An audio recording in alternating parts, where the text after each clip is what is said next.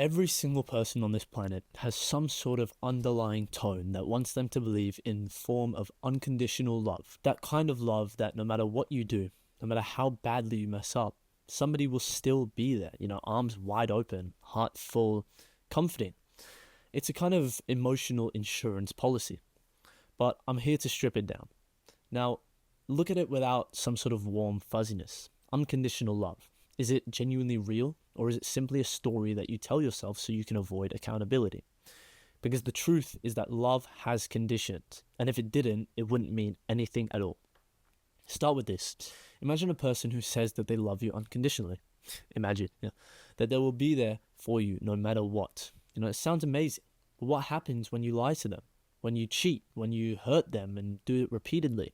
Do they still stay? Should they? They promised unconditional love. So you'll start to see some sort of cracks in the idea.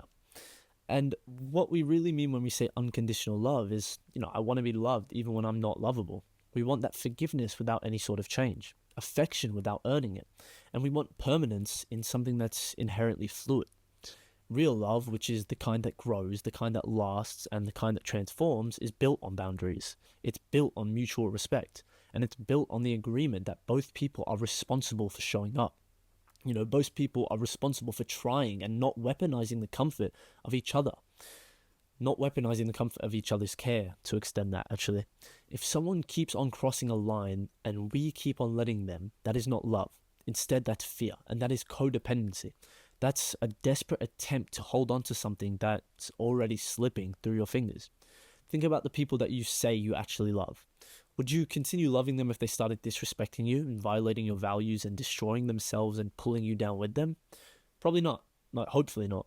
And you would be right to walk away. You'd be normal for that. Now, there's a difference. I don't know why I stopped there. Sorry. There is a difference between love and attachment. Love is a conscious process. Love says, I care for you deeply, but I will not let you destroy me. Attachment says, I need you, even if it kills me. Unconditional love in its purest form might only ever exist between a parent and a newborn child, but even that will shift. As the child grows, love becomes tethered to behavior. It becomes tethered to expectations, and it's realistic that it can, because love without expectation is simply love without direction, and directionless love turns into chaos. Pulling a passage from Erich Fromm, the author of The Art of Loving, he argued that love isn't a passive emotion. Instead, it's something that you fall into or stumble upon. Pulling an excerpt from Erich Fromm, the author of The Art of Loving, he argued that love isn't some sort of passive emotion, something that you fall into or stumble upon. Instead, love is an active decision that you make. It's a discipline. It's something that requires attention, responsibility. It requires effort. If love is a practice, if it's something that you actually do, not just something that you feel, then how can it be unconditional? Every single practice that ever existed requires some sort of structure, and every single structure requires some line in the sand. Now, think about romantic relationships. We throw around phrases like forever and no matter what because they feel good, they sound good. It sounds nice to hear that from your partner. But real relationships do not succeed on poetic ideals. They do not survive on those poetic ideals. Instead, they survive on the work between the couple, the communication, the trust, and often the painful process of learning each other's flaws and still choosing to stay. That choice, those continual choices, in fact, are the condition. And when the choosing stops, so does the love. And that is the flaw of unconditional love. However, people don't like hearing this, because if love does have conditions, then it can be taken away. That is terrifying. That means you're vulnerable. That means you can be abandoned. But maybe that is the whole point of love. Maybe love is valuable precisely because it's fragile. It forces you to show up. It forces you to earn trust, and it forces you to grow. If love was truly unconditional, then it would have no stakes. You could do anything you want. And if it had no stakes, then it would have no depth. And that means it's not love. People often say things along the lines of, if they loved me, they'd stay. If they really loved me, they would accept me for that. But that is not love. That is a fallacy. That's obligation. That's, asking them to stay while being hurt. And that isn't a proof of love. That's a sign that someone doesn't love themselves enough to leave. And if someone doesn't love themselves enough, how do you expect them to love you? Loving someone doesn't mean tolerating them when they stop being good for you. Instead, to be real, love should challenge you. And loving someone doesn't mean tolerating them when they stop being good for you. Because to be real, love should challenge you. It shouldn't destroy you. And it never should be used as a weapon. If someone is constantly telling you, you said you love me unconditionally, every single time that you set a boundary, or, they call you, what's that word? Oh wow, I really don't know the word.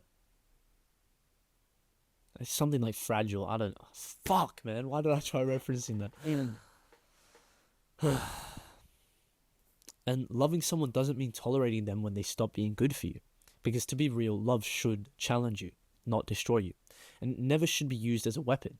If someone is constantly telling you, you said you love me unconditionally, blah, blah, blah, every single time that you set a boundary, that is not a relationship. That is emotional blackmail, and you need to wake up and see that. That is someone trying to escape the consequences of their actions by hiding behind your kindness. You might think that my view on love right now is very cold, but you shouldn't, because it's not. Love is honest. It's an honest take on love. Love, in its most honest form, says that I will give you all of me, but not at the cost of me. And that is not lesser love. Instead, that is equal love, and that is mature love, and that is love with a spine. Jeez, I said love so many times. There's something beautiful about choosing each other every single day and knowing you do not have to choose them. Knowing that there's always the door that you can walk out of and still saying, I am staying for you. That is deeper than any promise of unconditionality. That is true earned love, and that is mutual respect for one another. Even in friendships, the same rules should apply. You should support your friends when they're down, but if they keep taking from you and never give anything to you, if they start dragging you into their dysfunction and they refuse to grow and they refuse to help themselves, at some point that friendship does have to end. Not because you stopped loving them, but because you started loving yourself more than you loved them. You should love yourself, man. Love will cost your peace, love will cost your dignity, but love that costs too much of your peace, and love, bro, I'm saying love so many times. Love that costs your peace and love that costs your sense of self isn't love. Instead, it's emotional debt, and no matter how many times that you refinance it, the interest will crush you.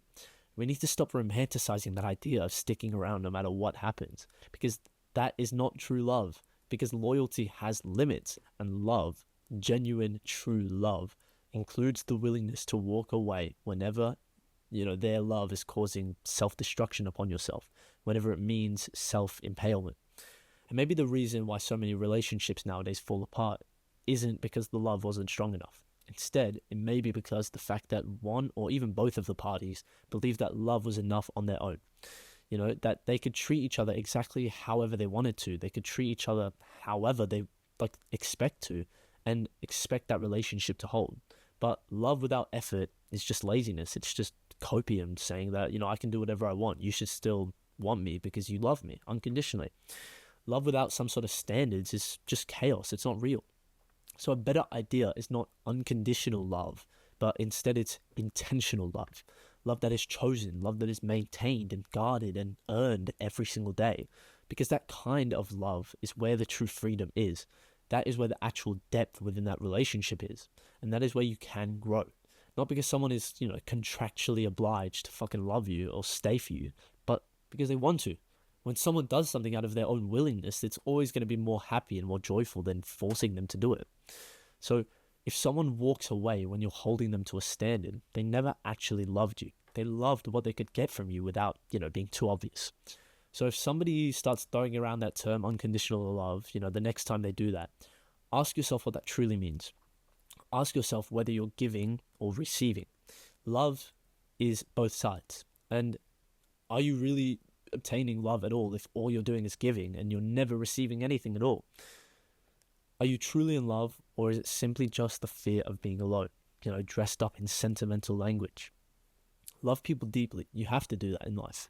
You have to forgive people often, and you have to be patient, but do not lose yourself in the process, because real love doesn't ask you to. The only thing that you know and truly, truly know in this life is that you are yourself. You cannot sacrifice your own life simply loving someone else when all they're doing is taking things from you. The only thing unconditional about love is that it demands you to be real.